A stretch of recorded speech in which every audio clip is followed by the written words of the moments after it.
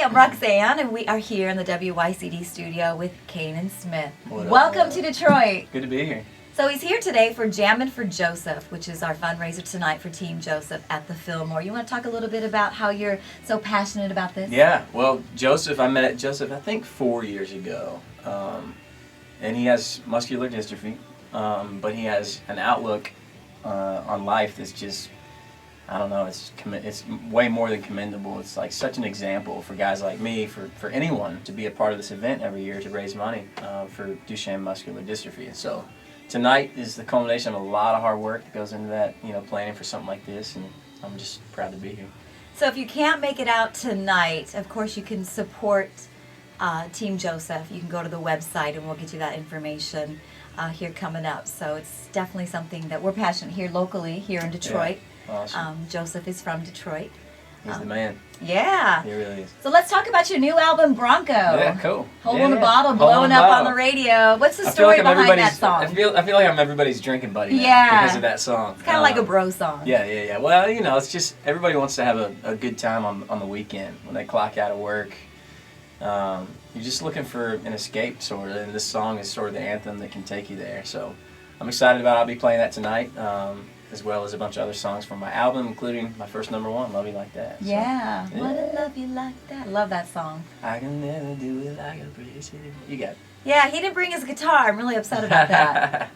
Next time. Next time. We'll get you next time. Next time. So you're out there on the road. You're touring with Brantley Gilbert. Yeah, we're on the Blackout Tour right now. It's Michael Ray and myself and Brantley.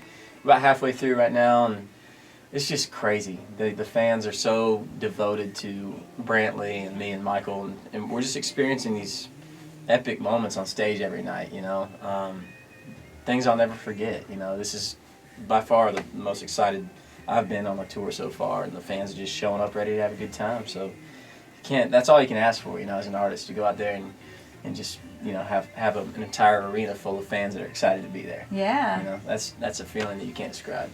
So what's next for you? You're on this big tour. Yeah, so I'm writing a bunch for my next album already, but we still got a whole nother, Hole in a Bottle is rocking right now, and then we have another single from the Bronco album that we're going to put out, I think, and then I'll be releasing a new album. So I'm trying to get ahead of that and start writing now, just because my time is so limited. Yeah. I don't want it to sneak up on me, the label all of a sudden say, hey, we need 11 new songs. It's like, oh, okay. So I'm being proactive about that. Touring this summer, a bunch of fairs and festivals, and then I haven't announced it yet. You're the first to know. This fall. Scoop. This fall I'll be doing a headlining club tour again for the second time. And we're actually taking it out west and up into Canada this time instead of the southeast like we did last year. So fun. Bigger and better, 2016. Yeah.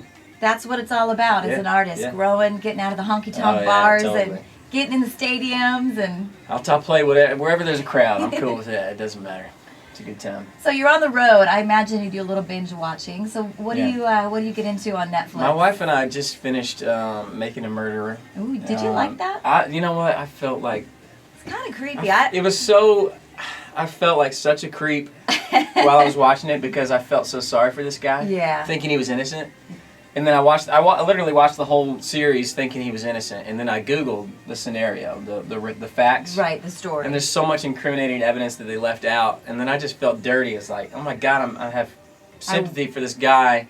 I even tweeted about it. I said, but at least I prefaced my tweet with, I might eat my words later, but Stephen Avery for president is what I said. Oh, I boy. I said that. Hey, we do that.